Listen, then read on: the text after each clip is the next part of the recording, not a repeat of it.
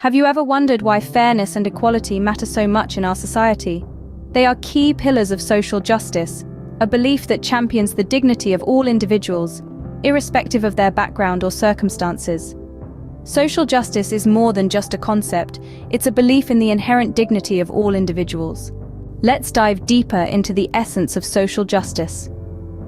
At its core, social justice is a belief in fairness and equality, advocating for equal rights and opportunities for everyone, no matter their background or circumstances.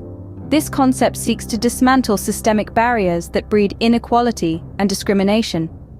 It addresses injustices in various life aspects, like education, employment, healthcare, and criminal justice.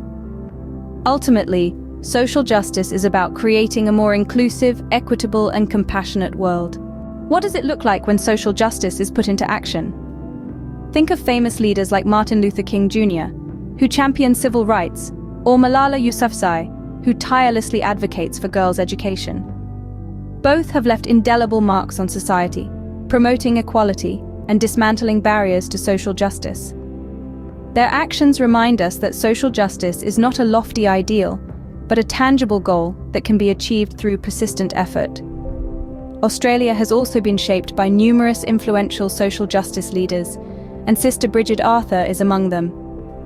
Renowned for her unwavering commitment to supporting marginalized communities, Sister Brigid has made significant contributions through the Brigidine Asylum Seekers Project. Her dedication to providing essential services and support to asylum seekers highlights her compassionate leadership and steadfast determination. Sister Brigid's advocacy efforts have raised awareness about the challenges faced by asylum seekers and prompted action to address their needs.